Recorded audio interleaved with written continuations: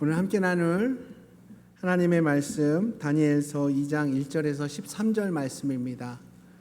절망의 순간에 라는 제목으로 함께 하나님 말씀 나누기를 원하는데요. 다니엘 2장 1절에서 13절 말씀입니다.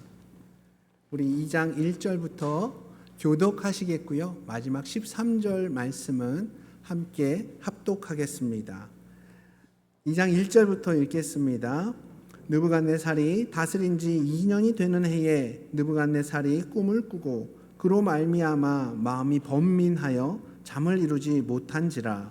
왕이 그의 꿈을 자기에게 알려주도록 박수와 술객과 점쟁이와 갈대아 술사를 부르라 말하매 그들이 들어가서 왕의 앞에 선지라. 왕이 그들에게 이르되 내가 꿈을 꾸고 그 꿈을 알고자 하여 마음이 번민하도다 하니 갈대아 술사들이 아람말로 왕에게 말하되 왕이여 만수무강하옵소서. 왕께서 그 꿈을 종들에게 이르시면 우리가 해석하여 드리겠나이다 하는지라. 왕이 갈대아인들에게 대답하여 이르되 내가 명령을 내렸나니 너희가 만일 꿈과 그 해석을 내게 알게 하지 아니하면 너희 몸을 쪼갤 것이며 너희의 집을 거름더미로 만들 것이요 너희가 만일 꿈과 그 해석을 보이면 너희가 선물과 상과 큰 영광을 내게서 얻으리라. 그런즉 꿈과 그 해석을 내게 보이라 하니 그들이 다시 대답하여 이르되 원하건대 왕은 꿈을 종들에게 이르소서. 그리하시면 우리가 해석하여 드리겠나이다 하니 왕이 대답하여 이르되 내가 분명히 아노라. 너희가 나의 명령이 내렸음을 보았으므로 시간을 지연하려 함이로다. 너희가 만일 이 꿈을 내게 알게 하지 아니하면 너희를 처치할 법이 오직 하나이니 이는 너희가 거짓말과 망령된 말을 내 앞에서 꾸며 말하여 때가 변하기를 기다리려 함이라. 이제 그 꿈을 내게 알게 하라. 그리하면 너희가 그 해석도 보일 줄을 내가 알리라 하더라. 갈대아인들이 왕 앞에 대답하여 이르되 세상에는 왕의 그 일을 보일 자가 한 사람도 없으므로 어떤 크고 권력 있는 왕이라도 이런 것으로 박수에게나 술객에게나 갈대아인들에게 물은 자가 없었나이다. 왕께서 물으신 것은 어려운 일이라 육체와 함께 살지 아니하는 신들 외에는 왕 앞에 그것을 보일 자가 없나이다 한지라. 왕이 이로 말미암아 진노하고 통분하며 바벨론의 모든 지혜자들을 다 죽이라 명령하니라. 함께 읽겠습니다. 왕의 명령이 내림에 지혜자들은 죽게 되었고 다니엘과 그의 친구들도 죽이려고 찾았더라. 아멘. 착석하시겠습니다. 바벨론 왕 느부갓네살이 왕위에 오른 지 2년이 되던 해에 어느 날 그가 꿈을 하나 꾸었는데 이 꿈자리가 뒤숭숭했던 겁니다. 구체적으로 어떤 꿈을 꾸었는지 그 내용도 잘 기억나지 않지만 뭔가 굉장히 불길하고 불안했던 거예요. 아마 권력자들은 그 권력을 지키기 위해서 가질 수밖에 없는 그 어떤 불안이 그 마음 가운데 늘 있었을 겁니다. 사실 느부갓네살은 처음에는 아버지의 섭정 아래에서 왕을 하고 있었습니다. 그러다가 이젠 혼자 그 큰 제국을 다스리기 시작한 건데 한 2, 3년 동안은 아마 말할 수 없이 불안했을 거예요. 그런데 그러던 차에 어떤 흉측한 꿈을 꾸게 된 겁니다. 그리고 도무지 그 내용이 떠오르지를 않는 거죠. 왕은 이 꿈이 분명히 신의 메시지라는 걸 본능적으로 알았던 겁니다. 근데 도무지 그 의미를 모르겠으니까 이게 죽겠는 거죠. 원래 피조물인 인간에게 하나님의 창조 역사에 대한 그 계획은, 그 섭리는 감춰져 있는 법인데, 그래서 비밀이라고도 이렇게 표현을 많이 하는데, 느부갓네살 왕에게 그 하늘의 비밀이 꿈을 통해 계시되었을 때 그는 두려움을 느꼈던 거예요. 성경에 나온 많은 사람들 역시 하나님의 계시를 받았을 때 처음엔 다 두려워했었습니다. 아브라함도 그랬고 모세도 그랬고 에스겔도 이사야도 다니엘도 그랬습니다. 느부갓네살은 두려운 나머지 온 나라의 박수와 술객들 그리고 점쟁이들을 다 불러들였습니다. 그리고 그들에게 자기가 꾼 꿈이 무엇인지, 그리고 그 꿈을 해몽하라고 이렇게 명령했죠. 그때 지혜자들은 왕을 향해 아주 점잖게 대답을 합니다. 왕이여, 만수무강하소서. 물론 저희가 왕께서 꾸신 그 꿈 다 해몽해 드릴 수 있습니다. 근데 어떤 꿈을 꾸셨는지요? 그러자 왕이 버럭 화를 내면서 자기가 꾸었던 꿈이 생각나지 않으니까 그 꿈까지도 맞춰야 한다는 겁니다. 이어서 아주 잔인한 말을 하는 거예요. 만약 너희가 내 꿈을 해석하지 못하면 너희 몸을 쪼갤 것이고 너희 집을 거름더미로 만들어버릴 거라는 위협을 합니다.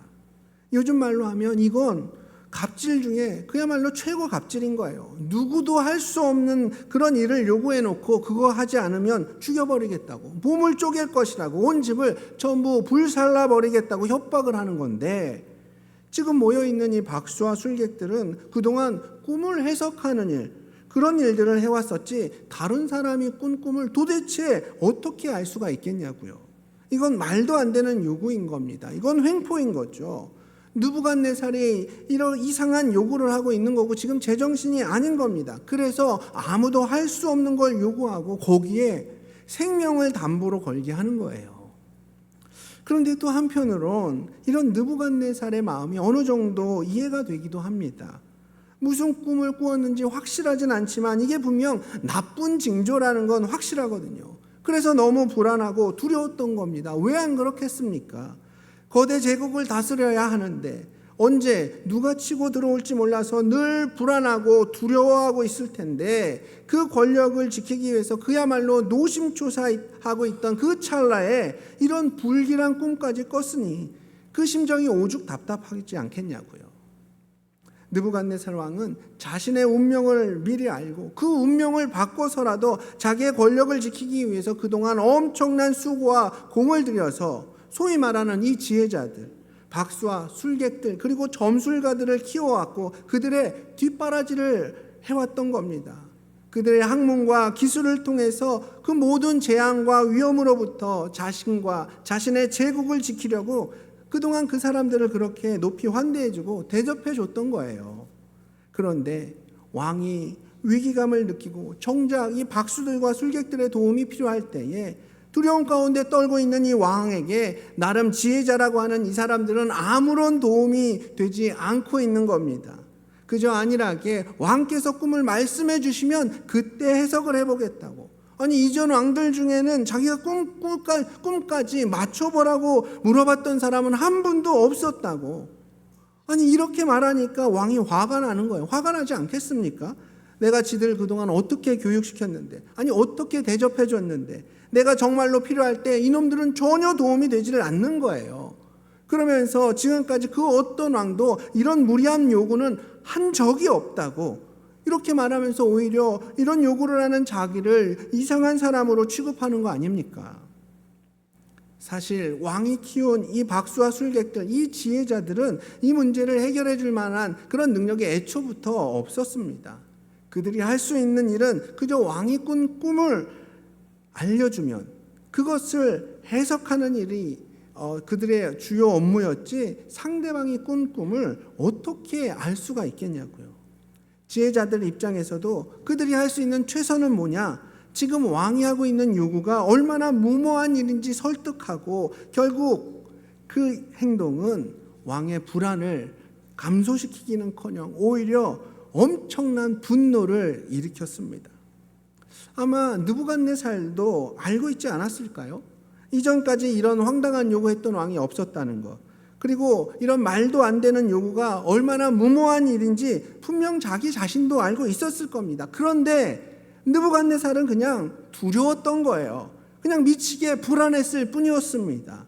이 불안함과 두려움이 그를 과격하게 만들었고 이 불안과 두려움으로 그리고 그 권력을 지키고 싶어하는 그 욕심의 마음, 그 간절함이 그를 정신병자처럼 이런 잔인한 횡포를 휘두르고 미친 짓을 하게 만들고 있는 겁니다.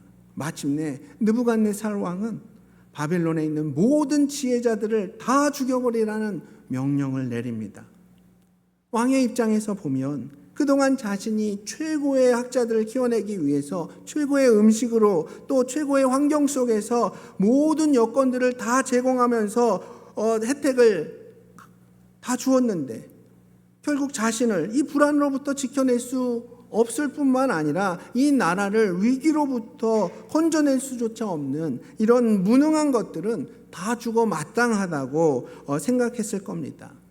아니 그런 특혜를 왕이 괜히 준 게 아니잖아요. 특혜를 누리면 그만큼의 책임이 따르는 겁니다. 바벨론 안에 있던 모든 지혜자들을 다 죽여버리라는 이 왕의 명령은 다니엘과 세 친구들도 피해갈 수 없는 위험이었습니다. 대부분의 재앙이 어느 날 갑자기 임하는 것처럼 자고 일어났더니 3년 동안 혜택받아 공부했다는 그 이유만으로 다니엘과 세 친구들은 죽은 목숨이 된 거예요. 그 노련하고 지혜롭다고 칭찬받던 교수들도 왕과 친분이 깊었던 고위급 관료들도 느부갓네살의 이 분노의 칼날을 피할 수가 없었는데 이제 갓 학교 졸업하고 또 이제 사회 초년생으로 발을 내디딘 이 다니엘과 세 친구들이 어떻게 이 위기의 순간을 벗어날 수가 있겠냐고요.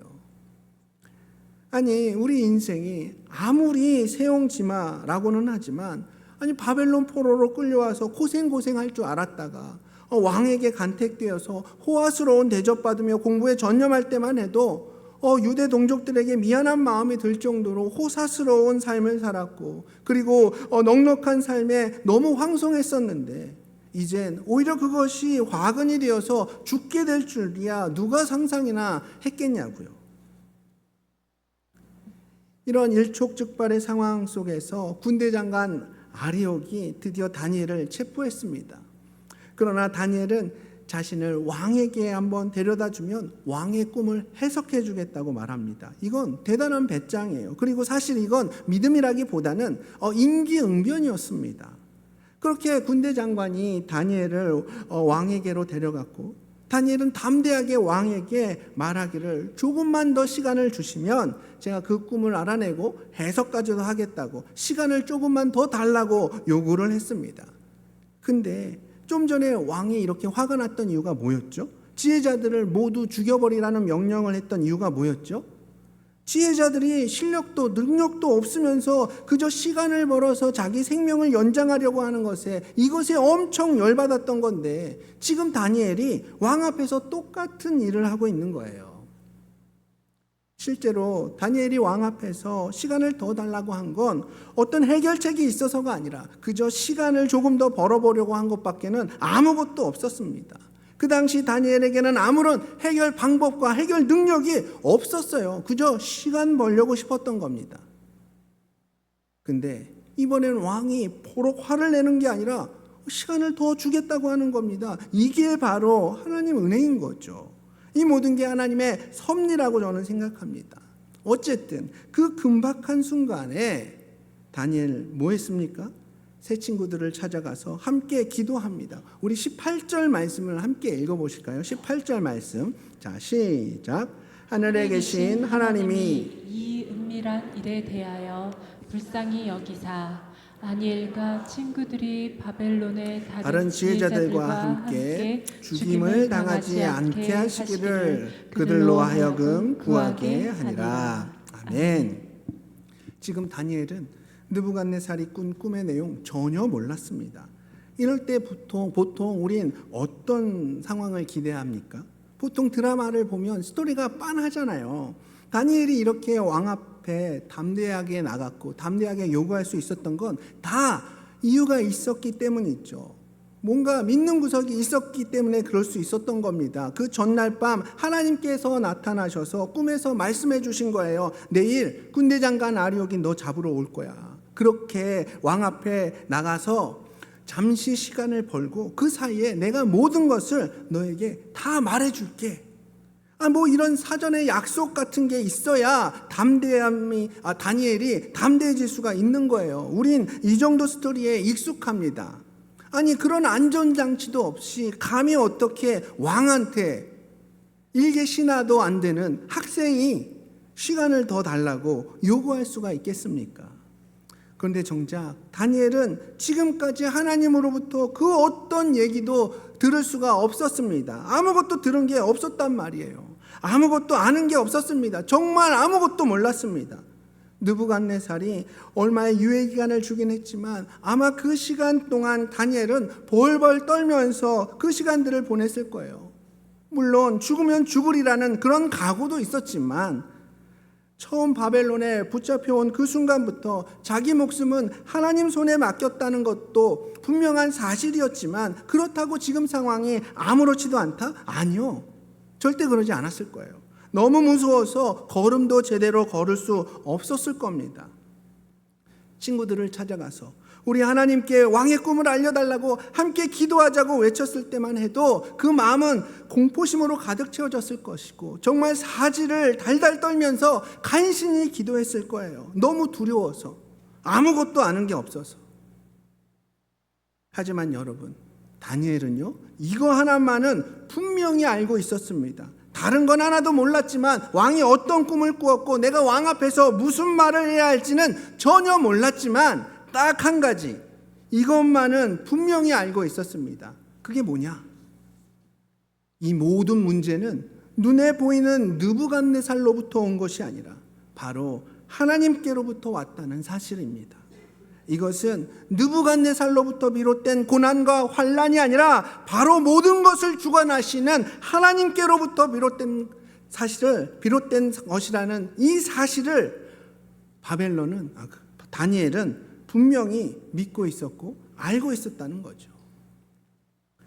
물론 이 사실을 알고 믿고 있는다는 것이 불안과 두려움으로부터 완전히 자유케 하지는 못하겠지만 적어도 다니엘로 하여금 절망에 빠지지 않고 기도하며 문제의 출발이신 하나님으로부터 바로 하나님의 도움을 기다리게 하는 데에는 충분한 믿음이었던 겁니다.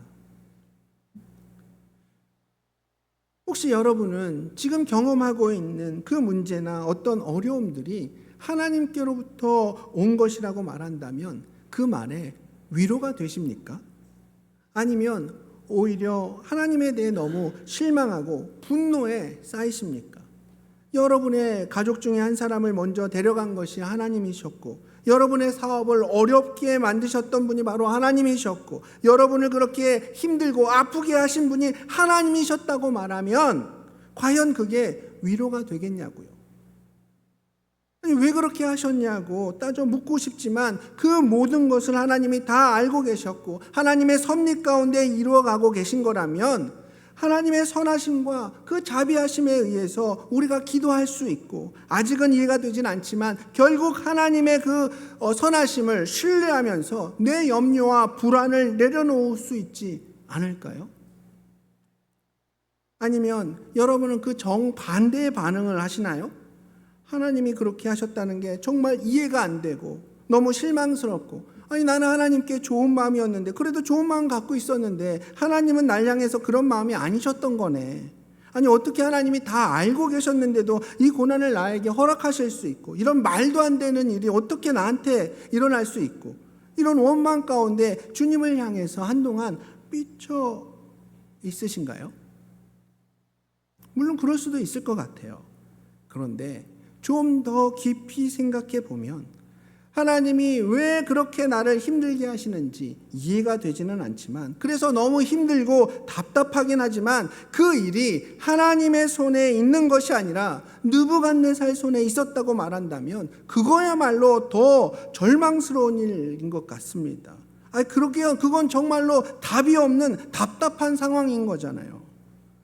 제 사역 속에서도 마찬가지입니다. 왜 하나님이 나에게 이렇게 어려운 상황을 주셨는지, 이런 고난을 통해 도대체 무슨 일을 이루시는 건지 전혀 알 수 없지만 이 고난이, 이 상황이 하나님께서 나에게 주신 것이라고 생각하면 그래도 난 알지 못하지만 거기에 하나님의 계획이 있겠지 싶어서 그래도 받아들이고 물론 그 고난이 여전히 힘들지만 견딜 수는 있을 것 같은데 그런데 만일 이 모든 상황이 그저 재수가 없어서 생긴 거라면 그냥 우연히 내가 걸린 것이고 그건 하나님도 어쩔 수 없는 거였다면 저는 그러면 정말 분노할 것 같습니다. 아니 답도 없는 건데 진짜 못 견딜 것 같습니다.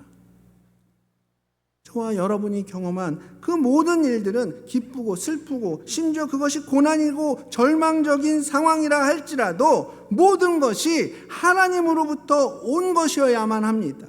그래야 문제 가운데 답이 있는 거예요. 그래야 우리 인생 가운데 소망이 있는 겁니다. 우리가 상관해야 할 상대가 잔인하고 무정하기 짝이 없는 이 세상이라면 그 무지막지한 힘으로 자기가 꿈꾼 무엇인지 알아맞히지 못하면 몸을 쪼개고 그 집을 다 불살라 버리겠다고 위협하는 느부갓네살이었다면 정말 내가 할 수 있는 건 뭡니까? 아무것도 없는 거예요. 그냥 정말 일방적으로 당했다는 그 생각 말고는 우리가 할 수 있는 게 아무것도 없습니다. 그런데 그 위험도, 그 위기도, 그리고 그 아픔도 다 하나님께서 아시는 일이었고 하나님의 불꽃 같은 눈동자 안에서 벌어진 일이었다고 한다면 아직은 내가 왜 그런지는 몰라도 그 안에 분명히 하나님의 뜻이 있고 그 하나님은 선하신 분이기 때문에 우리 마음 가운데에 소망이 있는 겁니다. 그것이 힘이 되는 거예요.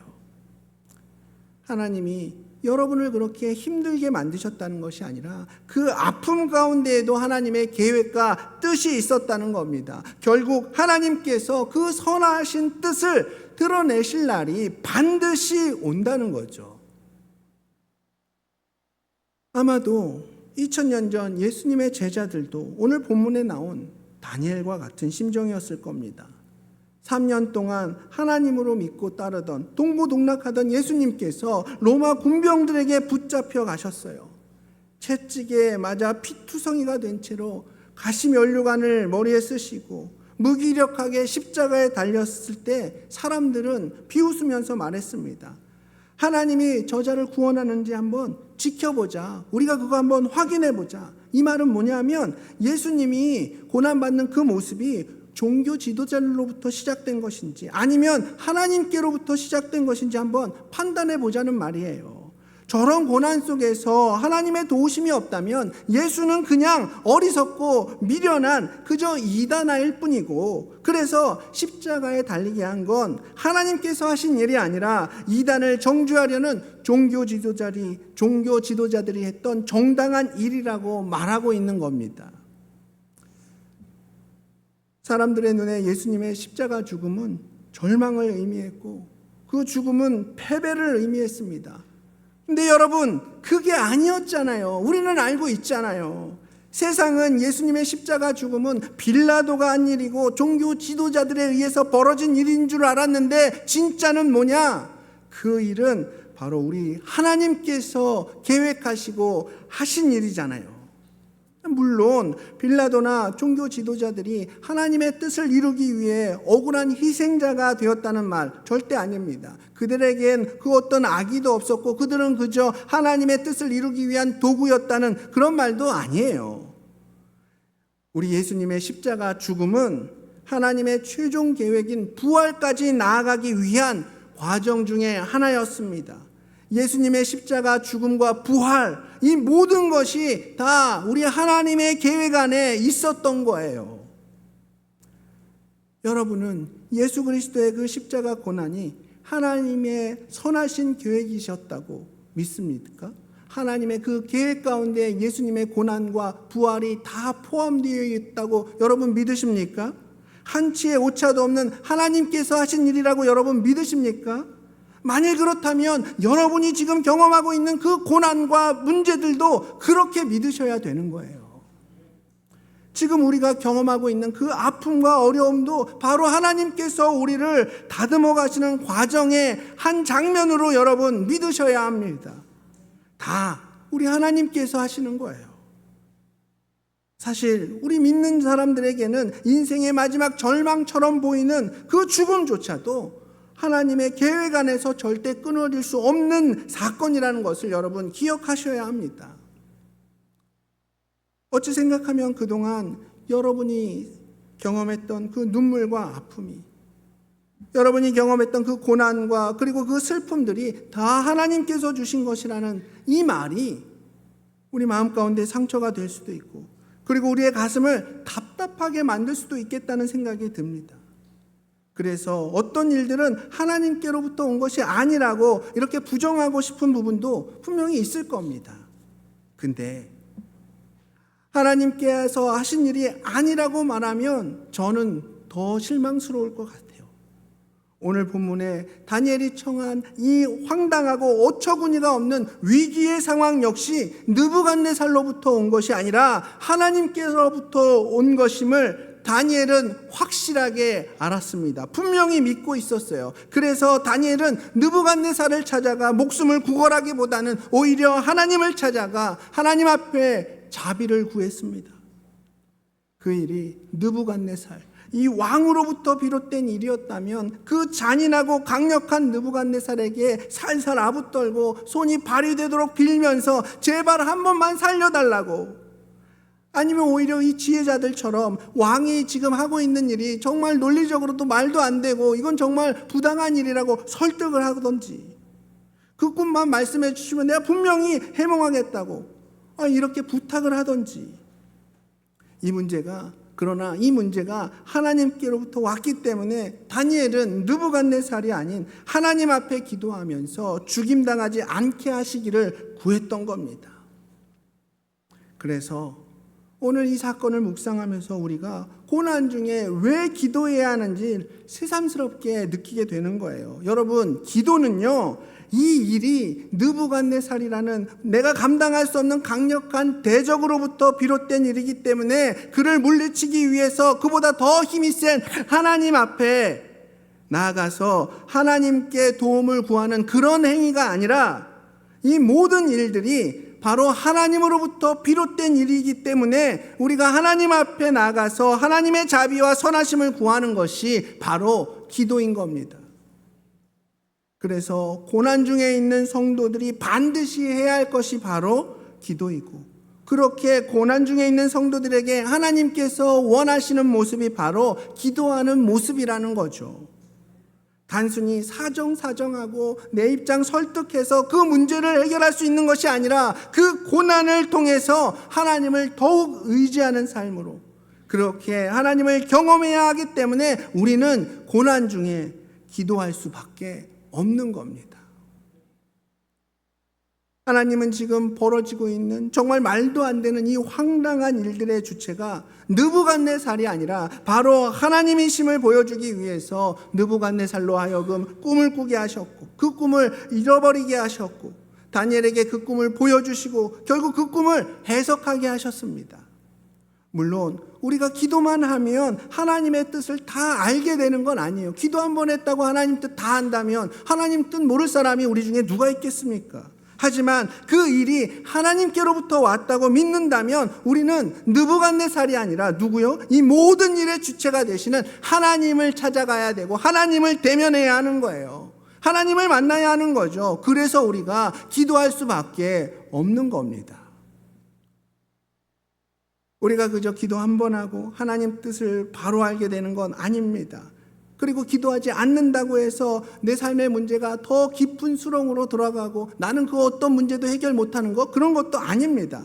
기도하지 않아도 하나님께서는 우리들의 고난 가운데에서 건져주실 것이고, 기도하지 않아도 때로는 하나님의 선하신 뜻이 우리를 반드시 승리의 삶으로 이끌어줄 수 있다고 저는 그렇게 믿고 있습니다. 다만 모든 일이 하나님께로부터 왔다고 믿는다면 우린 기도하지 않을 수가 없다는 거예요. 우리 삶의 모든 것들은 강력해 보이는 세상의 느부갓네살이 아닌 전능하신 우리 하나님 손에 달려있는 겁니다. 저는 하나님께서 우리 교회를 거칠게 다루지 않으셨으면 좋겠습니다. 우리 주님께서 저와 우리 성도님들의 삶을 조금 더 부드럽게, 형통하게, 그냥 고통 없이 그렇게 만져주셨으면 좋겠습니다. 하지만 그리 아니하실지라도 다른 누구도 아닌 하나님만이 우리를 다루어 주시기를 소망합니다. 그 하나님의 선하심을 믿고 우리가 어떤 문제 앞에 직면했을 때 다른 누군가, 다른 무언가를 바라보고 붙잡는 인생이 아니라 오히려 하나님을 더 많이 바라보고 하나님 앞에 좀 더 가까이 나아가고 좀 더 기도하고 하나님 품 안에 더 머무르시기를 주님의 이름으로 축복합니다. 우리가 받는 이 고난과 우리가 경험하고 있는 이 모든 문제들의 칼자루는 세상인 느부갓네살이 아니라 바로 우리 하나님께서 쥐고 계신다는 것이 얼마나 다행이고 얼마나 감사한지 모릅니다. 그러니까 여러분, 우리가 고난 가운데 있을 때 낙심하지 마시고 오히려 주님 앞에 더 많이 나갈 수 있기를 축복합니다. 기도밖에 할 수 없는 그 상황에서 하나님을 대면하며 하나님의 기쁘시고 온전하신 뜻을 찾아 분명히 주님 앞에 찬양하는 저와 우리 모든 성도님들 되시기를 축복하며 오늘 말씀을 마치도록 하겠습니다. 이 시간 두 가지 초청의 자리로 함께 나아가기를 원합니다. 첫 번째 초청입니다. 주님, 그렇습니다. 제가 세상을 두려워하고 세상을 기준 삼아 살아왔습니다. 하나님 없이 내가 주인 되어 살아왔습니다. 그런 삶을 이제 돌이키고 온전하신 우리 주님이 나의 아버지 되시고 나의 주인 되시기를 소망합니다. 저를 주님의 자녀로 받아주십시오. 이렇게 고백하시는 분 계십니까?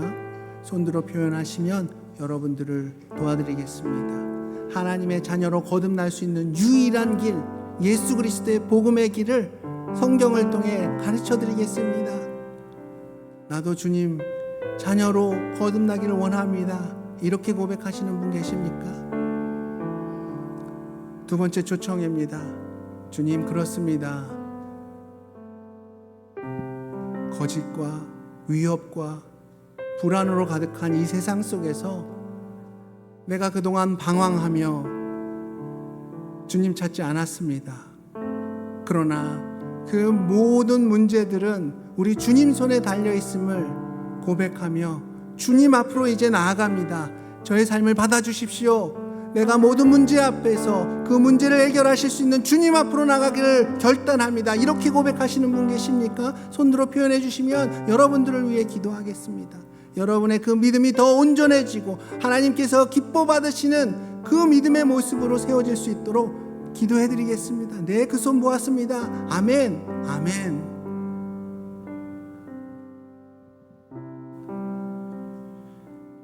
사랑해 주님, 감사합니다. 정말 우리 이성으로는 이해할 수 없는 그런 위기의 순간들이 우리 삶 가운데 넘쳐날지라도 그 모든 것 주관하시는 우리 하나님을 바라보며 하나님 품으로 나가길 결단한 우리 지체들의 믿음을 주님 받아주십시오. 그 믿음을 더 온전한 믿음으로 세워주십시오. 우리가 함께 온전한 믿음의 자리로 나아가 하나님의 온전하신 뜻을 발견하게 하시고 그 뜻 가운데 기쁨으로 순종하며 하나님의 나라를 세워가는 거룩한 주의 백성 될 수 있도록 주님 인도해 주시옵소서. 이 모든 말씀 살아계신 예수님 이름으로 기도드렸습니다. 아멘.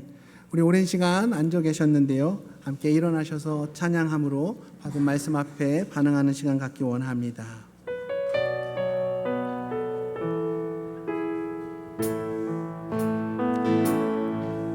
날이 저물어 갈 때 인들에서 걸을 때 그때가 하나님의 때 내 힘으로 안 될 때 빈손으로 걸을 때 내가 고백해 여호와 이래 주가 일하시네 주가 일하시네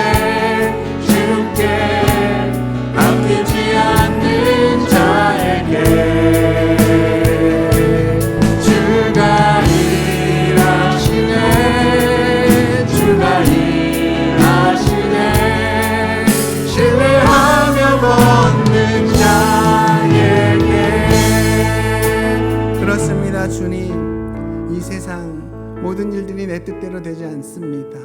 나의 연약함이 늘 발견되어집니다.